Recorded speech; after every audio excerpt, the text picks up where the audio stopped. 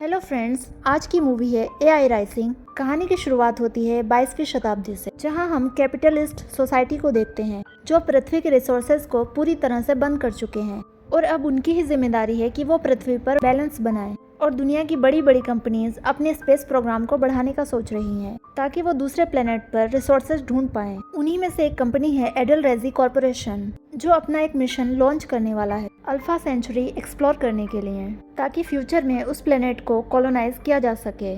Company की तरफ से एक एक्सपीरियंस एस्ट्रोनॉट जिसका नाम मेलोटिन है, उसे इस लंबे सफर के लिए सिलेक्ट किया जाता है और उड़ान से पहले सोशल इंजीनियर मेलोटिन का इंटरव्यू लेती है उसके साइकोलॉजिकल स्टेबिलिटी को देखने के लिए। सोशल इंजीनियर उससे उसके सबसे लंबे सफर के बारे में पूछती है जो मार्स मिशन था। मेलोटिन उससे कहता है कि उसका बाकी क्रू मेंबर्स से सोच थोड़ा अलग होता है, इसलिए समटाइम्स उसका मिशन थोड़ा डिफिकल्ट हो जाता है, लेकिन वो मिशन को सक्सेसफुली कंप्लीट कर देता है। अब सोशल इंजीनियर उससे इंटीमेसी के बारे में पूछती है, वो भी सफर के दौरान। मेलोटिन कहता है कि पुराने रिलेशनशिप के समय वो काफी लापरवाह था और उसे ये एहसास हुआ कि वो ऐसा करने की वजह से खुद को और बाकी क्रू मेंबर को खतरे में डाल रहा है। अब सोशल इंजीनियर उससे कहती है कि इस मिशन पर तुम्हारे साथ एक लड़की होगी। मेलोटिन उससे कहता है कि एक औरत के साथ जाने से उसको थोड़ी दिक्कत हो सकती है। सोशल इंजीनियर उसे भरोसा दिलाती है कि वो लड़की तुम्हें कोई नुकसान नहीं पहुंचाएगी। उसका नाम निमानी है और वो थोड़ी अलग है। वो एक एंड्रॉयड है और उसके अंदर 500 तरह के बिहेवियर इंस्टॉल किए गए हैं और तुम इच्छा अनुसार उस रोबोट से कुछ भी करवा सकते हो।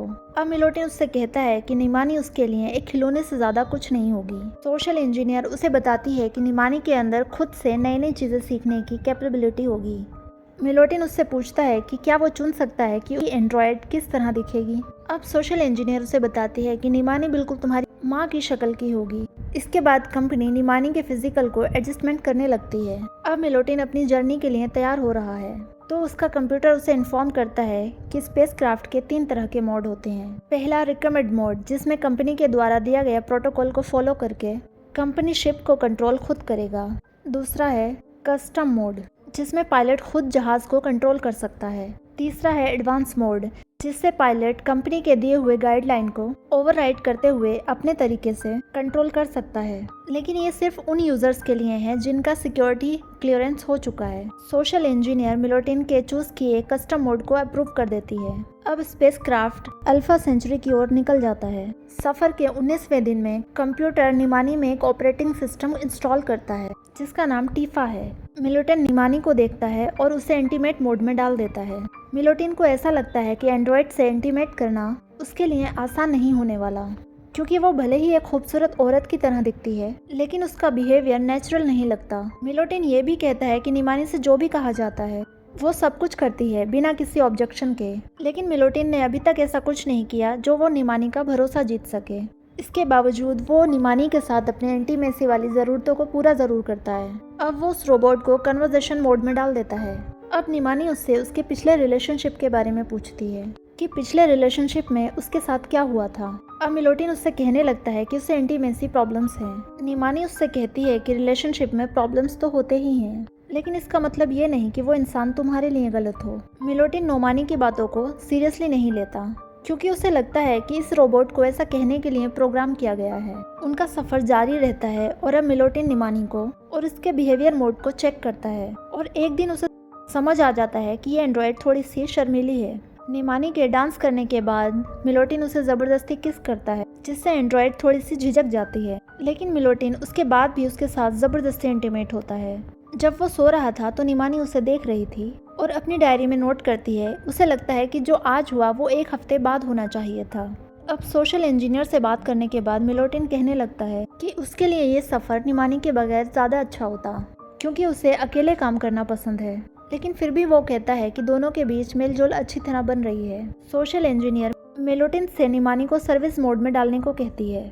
अब सोशल इंजीनियर निमानी से बात करने लगती है और निमानी उसे बताती है कि मेलोटिन की दिमागी हालत अब स्टेबल है और वो अपने फ्रस्ट्रेशन के बारे में अब खुलकर बात भी करता है। निमानी ये भी कहती है कि वो इंसान जिसके अंदर पर्सनल फ्रस्ट्रेशन होते हैं, जैसे कि मेलोटिन, के ऊपर नजर रखनी चाहिए। मीटिंग खत्म होने के बाद मेलोटिन कंप्यूटर से पूछता है कि आखिर निमानी उसके ऊपर नजर क्यों रख रही है। कंप्यूटर उसे समझाता है कि उसे इंटरेक्ट करने के बाद निमानी बहुत कुछ सीखने की कोशिश कर रही है। वो खुद का एक अलग ऑपरेटिंग सिस्टम बनाने की कोशिश कर रही है मिलोटिन सोचता है कि क्या उसकी फाइल से मेमोरीज को डिलीट किया जा सकता है, लेकिन ये सिर्फ एडवांस यूजर को ही अलाउड है। अब जैसे जैसे समय बीतता है, मिलोटिन निमानी से प्यार करने लगता है। जब एक बार वो जहाज के बाहर मेंटेनेंस का काम कर रहा था, तब निमानी उससे कहती है कि कुछ सेकंड के अंदर रेडिएशंस का लेवल बहुत बढ़ जाएगा, और वो मिलोटिन से अंदर आने को कहती है क्योंकि वो उसे मिस कर रही है। मिलोटिन फ्लर्ट करते हुए कहता है कि ये बात दोबारा बोलो, लेकिन वो नहीं कहती। एक दिन मिलोटिन निमानी को झगड़ा करने के लिए उसका मोड चेंज कर देता है। कुछ समय के बाद ही निमानी उसके पास आती है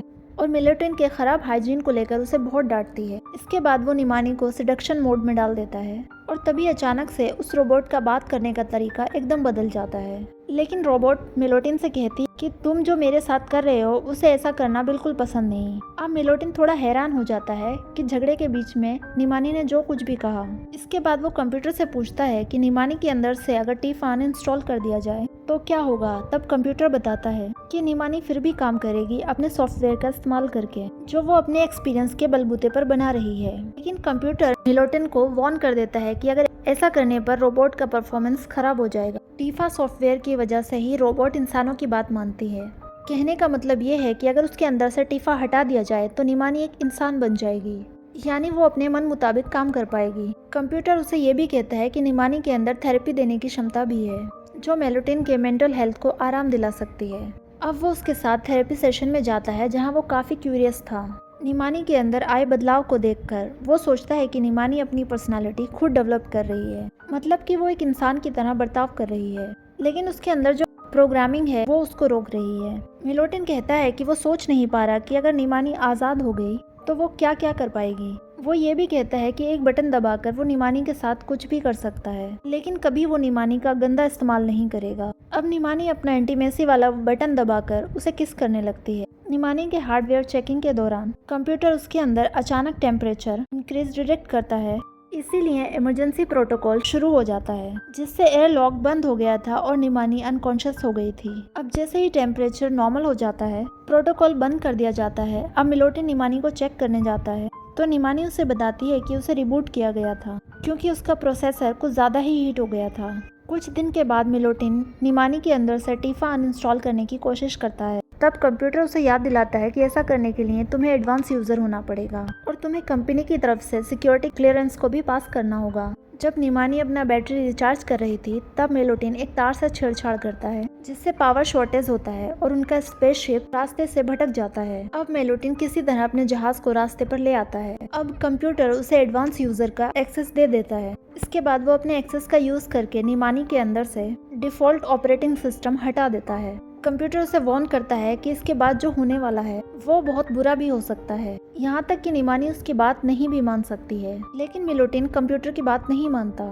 निमानी के रिबूट हो जाने के बाद मिलोटिन उससे पूछता है, क्या तुम आज़ाद महसूस कर रही हो?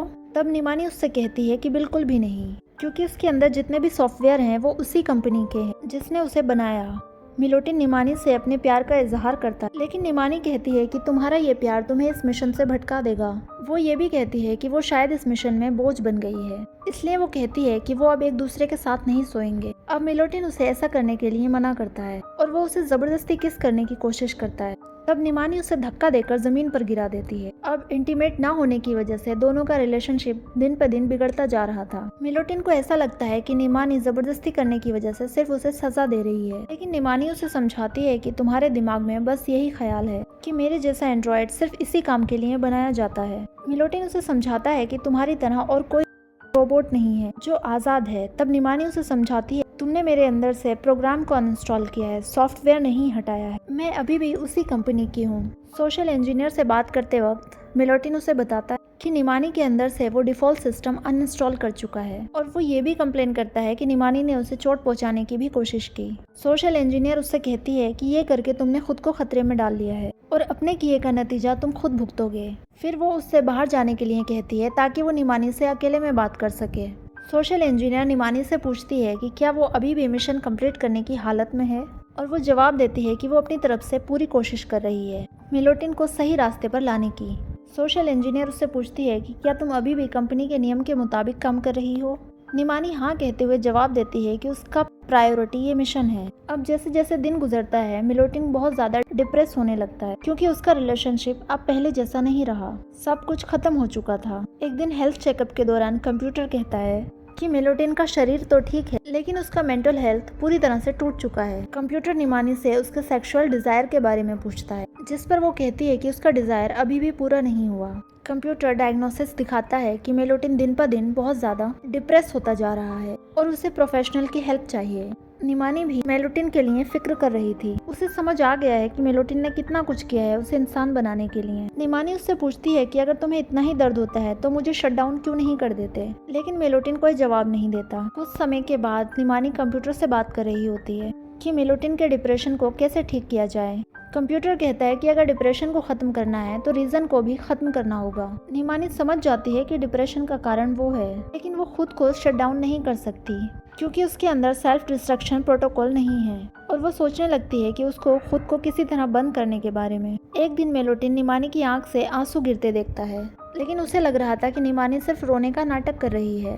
लेकिन वो बहुत ज्यादा डर जाता है जब वो देखता है कि बैटरी बहुत ओवरलोड हो गई है। कंप्यूटर मिलोटिन से कहता है कि बैटरी में बहुत ज़्यादा नुकसान हुआ है और इसे तुरंत ठीक करने की ज़रूरत है। निमानी बहुत ज़्यादा अनस्टेबल हो जाती है और उसके बर्ताव में भी बहुत ज़्यादा बदलाव आ जाता है। कंप्यूटर ये भी खुलासा करता है कि कंपनी के नियम को फॉलो करते हुए निमानी पहले कभी नहीं रोई, मतलब कि वो अब अपने इमोशंस को कंट्रोल कर सकती है। निमानी की बैटरी को रिचार्ज करना है तो उसको सोलर सेल रिचार्ज में लगाना होगा। अगर उसका बैटरी रिचार्ज नहीं किया गया तो आधे घंटे के अंदर उसका सारा सेटिंग खत्म हो जाएगा। शिप के ब्लूप्रिंट को देखकर मिलोटिन समझ जाता है कि उसके बैटरी को तुरंत सोलर सेल से कनेक्ट करना होगा, लेकिन प्लग पॉइंट जहाज के बाहर है। कंप्यूटर उसे अलर्ट कर देता है कि फिलहाल रेडिएशन लेवल बहुत ज़्यादा है, लेकिन फिर भी मिलोटिन निमानी के बैटरी को लेकर बाहर चला जाता है। अब जैसे ही वो बैटरी को प्लग करता है कंप्यूटर देखता है कि बैटरी को रिचार्ज होने में 8 मिनट लगेंगे, लेकिन निमानी का पावर सिर्फ 10 मिनट के लिए टिक सकता है। बैटरी अभी तक रिचार्ज नहीं हुआ था कि मिलोटिन का सूट रेडिएशन की वजह से बहुत ज़्यादा गर्म होने लगता है। उसके चेहरे पर भी जलन के निशान दिखाई देने लगते हैं जो रेडिएशन की वजह से हो रहा था। अब बैटरी रिचार्ज हो जाता है, लेकिन निमानी के पास सिर्फ 3 मिनट बाकी हैं। मिलोटिन जल्दी आकर उस बैटरी को रोबोट से जोड़ देता है, लेकिन मिलोटिन अनकॉन्शियस होकर गिर जाता है। अब निमानी को होश आ जाता है। अब निमानी मिलोटिन को अपनी बाहों में उठाकर उसे किस करने लगती है, लेकिन मिलोटिन को होश नहीं आ रहा था। मतलब निमानी को बचाने में मिलोटिन की जान चली गई थी और इसी के साथ मूवी का एंड हो जाता है।